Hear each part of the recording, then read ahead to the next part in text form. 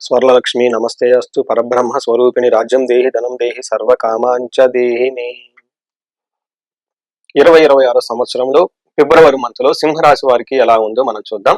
తెలుసుకునే పోయే ముందు ఫస్ట్ ఫిబ్రవరి మంత్ కి సంబంధించి రెండు ముఖ్యమైన విశేషాలను జ్యోతిష శాస్త్రం ప్రకారం. ఒకటి, ఈ శుక్రమూఢం ఏదైతే నడుస్తూ ఉందో ఇది 13వ తారీఖు నుంచి క్లోజ్ అవుతుంది. అక్కడ నుంచి ముహూర్తాలు స్టార్ట్ అయిపోతాయి. పెళ్లిళ్ళకి, గృహప్రవేశాలకి అన్నిటికీ అనుకూలమైన టైం అని మనం తెలుసుకోవాలి. రెండోది, ఫిబ్రవరి 15వ తారీఖున మహాశివరాత్రి పండుగ దినం ఉంది. ఈ పర్వదినం సందర్భంగా ప్రతి ఒక్కళ్ళు ఎంతో నియమగా, నిష్టగా, భక్తిగా, శ్రద్ధగా ఈ పండుగ జరుపుకోవాలని చెప్పేసి, మీ యొక్క జాతక చక్రంలో ఉన్న గ్రహ దోషాలను పోవాలని చెప్పేసి నేను కోరుకుంటూ ఉన్నాను. ఈ టైంలో ఫిబ్రవరి మంత్ లో ఇలా ఉత్సాహంగా, ఆనందంగా ఉండి ఫిబ్రవరి మంత్ లో సింహరాశి వారికి ఎలా ఉందో తెలుసుకుందాం. సింహరాశిలో ఫస్ట్ మనం చూసుకుంటే నక్షత్రాల ప్రకారంగా మఖ 1, 2, 3, 4 పాదాలు, పుబ్బ లేదా పూర్వ పాల్గొనే నక్షత్రం 1, 2, 3, 4 పాదాలు, ఉత్తర ఫస్ట్ పాదం అంతా మనకి సింహరాశిలో ఉంటారు. పేరు బలం ప్రకారం మనం చూసుకుంటే మా, మీ, ము, మే, తా, తా, తి, తో అన్న లెటర్స్, టీ, టు, తో అన్న లెటర్స్ అంతా కూడా మనకి ఇందులో ఉంటాయి. ఒకసారి లెటర్ చూసుకుంటే మా, మీ, ము, మే, మో, టా, టీ, టూ, టే అన్న లెటర్స్ అంతా కూడా మనకి ఈ సింహరాశిలో ఉంటాయని గమనించుకోవాలి. గ్రహస్థితి మనం గమనించుకుంటే వీరికి 3వ తారీఖు నుంచి 3వ తారీఖున బుధుడు మారుతూ ఉన్నారు, 13వ తారీఖు సూర్యుడు మారుతూ ఉన్నారు, 6వ తారీఖు శుక్రుడు మారుతూ ఉన్నారు, 23వ తారీఖు కుజుడు మారుతున్నారు. అంటే ఆల్మోస్ట్ ప్రతి ఒక్క ఆల్టర్నేటివ్ వీక్ గా అవి ఒక్కొక్క వీక్ కి గ్రహాలు మారుతూ ఉన్నాయని మనం గమనించాలి. ఈ యొక్క గ్రహాల మార్పు మనం పరిగణనలోకి తీసుకుంటే సింహరాశి వారికి ఎలా ఉంటుందంటే దాదాపు ఒక 70-75% వరకు చాలా అనుకూలంగా ఉంది. మిగతా 25% అంత పెద్ద ట్రబుల్స్ అయితే క్రియేట్ చేయదు, కానీ కొంచెం జాగ్రత్తగా ఉండటం ఎంతైనా అవసరం. ఇందులో మనకి మహర్షులు ఏం చెప్తారంటే, సూక్ష్మ గోచారం, లఘు గోచారం అన్న కాన్సెప్ట్ ప్రకారం చూసుకుంటే వీళ్ళకి చిన్న చిన్న వర్డ్స్ లో మన సంస్కృతంలో మహర్షులు ఎలా చెప్పారంటే, యాత్రాం సంపదం యురోధం యువత జన బాధ అని చెప్తారు. అంటే యాత్ర అంటే ఈ రాశి వాళ్ళు తీర్థయాత్రలు కానీ లాంగ్ ట్రావెల్ చేసే అవకాశం ఎక్కువగా ఉంటుంది. సంపద, వీళ్ళకి ధన ప్రవాహం వచ్చే అవకాశం ఎక్కువ ఉంటుంది. ఈ రాశి వాళ్ళు ఏదైనా కనుక పని చేస్తూ ఉంటే గిట్టని వాళ్ళు, మీకు అపోజిషన్, మీరు బాగలేదని చెప్పే వాళ్ళు ఎక్కువ ఉంటారు. అంతేకాకుండా 7వ ఇంట్లో శుక్రుడు ఉండటంతో అన్ని విధాలుగా బాగున్నా కానీ మీకు ఒక యువతి లేదా యువకుని వల్ల ప్రాబ్లమ్స్ వచ్చే అవకాశం ఎక్కువ ఉందని గమనించుకోవాలి. మన డీటెయిల్స్ కనుక చూస్తూ ఉంటే సూర్యుడు 7వ ఇంట్లో ఉండటం వల్ల ఎలాంటి ప్రాబ్లమ్స్ ఉంటాయి అంటే, ఇవి చిన్న చిన్న ప్రాబ్లమ్స్ ఉంటాయి. అవి ఎలా ఉంటాయంటే, సామంత జన విద్వేష, దారాపీడ సుతామయం, ఉత్సాహ భంగకారిణి, గోచారస్తే సప్తమే రవి అని మనకి సంస్కృతంలో మహర్షులు చెప్తారు. దాని మీనింగ్ ఏంటంటే, సామంత జన విద్వేష, మీ దగ్గర ఉన్న ఎంప్లాయీస్ కానివ్వండి, సబార్డినేట్ కానివ్వండి, ఎవరైనా ఉంటే మీకు సపోర్ట్ చేసేవాళ్ళు ఎవరైనా ఉంటే వాళ్ళు మీకు సపోర్ట్ చేయకుండా సడన్ గా వాళ్ళు మీకు అందుబాటులో లేకుండా ఉండి ఇబ్బంది పడే పరిస్థితుల అవకాశం ఎక్కువ ఉంటుంది.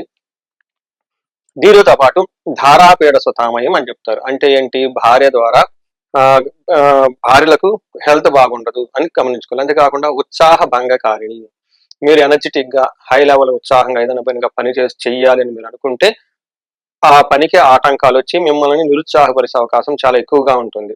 సో ఓవరాల్ గా ఫిజికల్ గా చూసుకుంటే చాలా టైర్డ్నెస్ గా, లేజీగా ఉండే అవకాశం ఎక్కువ ఉందని గమనించుకోవాలి. సూర్యుడు వల్ల అంత పెద్ద పరిస్థితులు, పెద్ద పెద్ద ప్రాబ్లమ్స్ అయితే ఏమీ రావని మీరు గమనించుకోవచ్చు. అదేవిధంగా కుజుడు మీకు 6వ స్థానంలో ఉండి విశేషంగా, శోభాయమానంగా, దివ్యంగా సపోర్ట్ ఇస్తూ ఉన్నారు.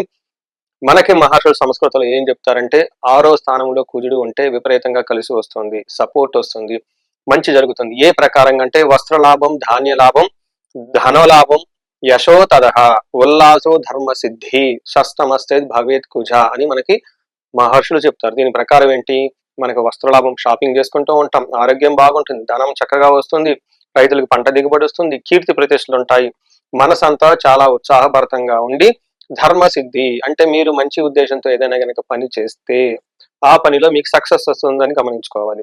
సో ఈ ప్రకారం ఏ ప్రకారంగా చూసుకున్నా కుజుడు మీకు మంచి వాతావరణాన్ని ఇస్తూ ఉండే అవకాశం ఎక్కువగా ఉంటుంది. అగైన్ కుజుడు మీకు కొంచెం హెల్త్, పర్టికులర్ గా బాడీ టైర్డ్ గా ఉండటం, ఓవర్ హీట్ చేయటం, కాఫ్, కోల్డ్ ఇలాంటివి వచ్చే అవకాశం ఎక్కువ ఉంటుందని గమనించుకోవాలి. నెక్స్ట్, బుధుడు మీకు 7వ స్థానంలో ఉండి కొంచెం ఇబ్బంది పెట్టే పరిస్థితులు ఎక్కువగా ఉంటుంది. లావాదేవీలు, బ్యాంక్ ట్రాన్సాక్షన్స్, ఆన్లైన్ ట్రాన్సాక్షన్ విషయంలో కొంచెం ఇబ్బందికి గురవుతారు. శుక్రుడు మీకు 7వ స్థానంలో ఉండి మిక్స్డ్ రిజల్ట్ ఇస్తూ ఉంటారు. ఒక సందర్భంలో మీకు లవ్, రొమాన్స్, ట్రావెల్, ప్లేజర్స్ ఇట్లాంటి విషయాల్లో మీకు చక్కగా బైక్ డెకరేట్ చేసుకోవటం, అలంకరణ చేసుకోవటం, డిగ్నిటీగా డిగ్నిటీగా ఉండటం, ఇలాంటి పనులని చక్కగా చేసుకుంటూ ఉంటారు. వీటితో పాటు శుక్రుడు కొన్ని మీకు ఛాలెంజెస్ ని తీసుకొని వస్తూ ఉన్నాడు. అవేంటంటే మనకు సంస్కృతంలో మహర్షులు ఏం చెప్తారంటే కోపస్తదహ భీది సర్వ క్లేశ జీవనం స్త్రీ జాడ్యం మేహ రోగాది భృగో సప్తమగే ఫలం. అంటే భృగుడు అంటే శుక్రుడు 7వ ఇంట్లో ఉంటే ఏమవుతుందంట, కోపస్తదహ కోపపూరితమైన వాతావరణం ఎక్కువగా ఉంటుంది, కొంచెం భయం కలిగే పరిస్థితులు ఎక్కువగా ఉంటుంది. మోస్ట్లీ స్త్రీల ద్వారా, ఇంట్లో కానివ్వండి బయట ద్వారా కానీ ఎవరైనా స్త్రీలు మీకు కొంచెం ఇబ్బంది కలిగే పరిస్థితి ఎక్కువగా ఉంటుంది. ఇన్ కేస్ మీరు ఎవరైనా కనుక లేడీస్ ఉంటే పురుషుల ద్వారా ఎక్కువగా ప్రాబ్లం వచ్చే అవకాశం ఎక్కువగా ఉంటుంది. యువత జనబాధ అంటే బేసికల్ గా ఈ గొడవలు యంగ్ వాళ్ళతో వచ్చే అవకాశం ఎక్కువ ఉంటుందని గమనించుకోవచ్చు. సో ఇది మీరు చూసారు కదండి, ఏ గ్రహం ఎలా మీకు అనుకూలంగా ఉందో ప్రతికూలంగా ఉందో తెలుసుకున్నారు. ఇప్పుడు నక్షత్రాల వారీగా చూసుకుంటే మఖా పుబ్బావతర నక్షత్రాలు ఇందులో ఉంటాయి. మఖా నక్షత్రం వల్ల మనం చూసుకుంటే వీళ్ళకి పాజిటివ్ సైడ్ లో ధనప్రాప్తి ఉంటుంది, జయం ఉంటుంది, రాజ్యలాభం ఉంటుంది. ఇవన్నీ మీకు పాజిటివ్ గా ఉన్నాయి. అలానే ఛాలెంజెస్ చూసుకుంటే మీకు భయము, రోగము, బంధనము, అంటే బంధించబడినట్లు ఏదో ఒక డెసిషన్ తీసుకోలేకుండా కన్ఫ్యూజ్డ్ అయిన పొజిషన్ లో ఉంటారు. దేనికో ఒక దాని విషయం గురించి పర్టికులర్ గా స్త్రీల విషయం లేదంటే లేడీస్ అయితే జెంట్స్ విషయం ఏదో ఒక విషయంలో భయపడుతూ ఉండే అవకాశం ఎక్కువగా ఉంటుందని గమనించాలి. అలానే పుబ్బా నక్షత్రం వాళ్ళు మనం చూసుకుంటే వీళ్ళకి విశేష ధనప్రాప్తి ఉంటుంది, జయం ఉంటుంది. అయితే ఛాలెంజెస్ చూసుకుంటే వీళ్ళకి బంధనము, భయము, రోగము అని చెప్తూ ఉంటారు. ఇక్కడ బంధనము అంటే అగైన్ ఇందాక చెప్పిన విధంగా కన్ఫ్యూజ్డ్ అయిన వాతావరణంలో డెసిషన్ తీసుకోలేని పరిస్థితుల్లో ఉంటారు. మోస్ట్లీ లాస్ట్లీ అండ్ ఇంపార్టెంట్ ఉత్తర ఫాల్గుని నక్షత్రం వాళ్ళకి జయప్రదంగా ఉంటుంది, ధనప్రాప్తి ఉంటుంది, జయం ఉంటుంది, అంతా అనుకూలంగా ఉంటుంది. వీరు కూడా బంధించబడినట్లు ఉంటారు, భయప్రదంగా ఉంటారని గమనించాలి. ఉత్తర ఫాల్గుని నక్షత్రం వాళ్ళు ఇంకొక ముఖ్యమైన విషయం, రైతులు ఎవరైతే ఉంటారో వాళ్ళకి పశు నాశనం అని చెప్తూ ఉంటారు. ఇంకా సిటీలో టౌన్ లో ఎవరైనా ఉంటే వాళ్ళకి పశువులు ఉండవు కాబట్టి వాళ్ళకి వెహికల్స్ కానీ సపోర్టింగ్ సిస్టమ్స్ కానీ టీవీ, ఇంటర్నెట్ ఎవరైనా కనుక మీకు వేరే వేరే సపోర్ట్ రిసోర్స్ ఏమైనా ఉంటే మీకు అభివృద్ధికి కారణమైన వాటి ద్వారా మీకు ఇబ్బంది వచ్చే అవకాశం ఉందని గమనించాలి.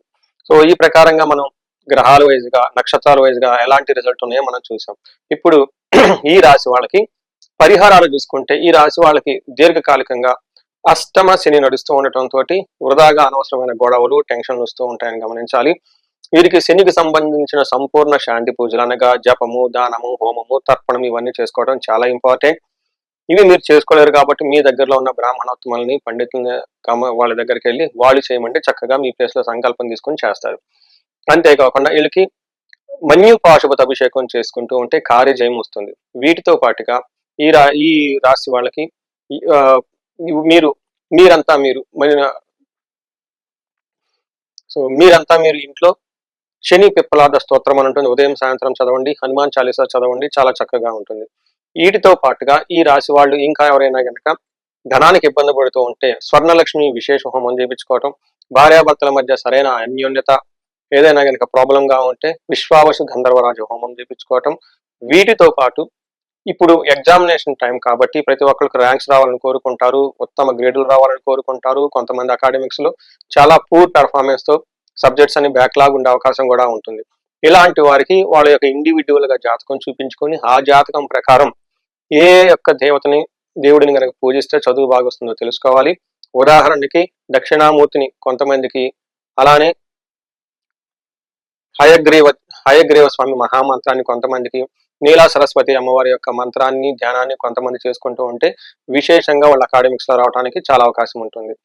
ఇంకా ఎవరైనా చక్కగా చేసుకోవాలనుకుంటే ఈ పైన ఉదాహరించబడిన ముగ్గురు దేవతలకి జపాలు చేపించటము, దానాలు చేపించటము, పాశుపత అభిషేకాలు చేపించటం, హోమాలు చేపించడం చేస్తూ ఉంటే అకాడమిక్స్ లో ఖచ్చితంగా రాణించే అవకాశం ఎంతైనా ఉంటుంది. సో ఈ రాశి వారికి అష్టైశ్వర్యాలు కలగాలని, భోగభాగ్యాలు కలగాలని, అందరూ సుఖంగా ఉండాలని కోరుకుంటున్నాను. నమస్తే.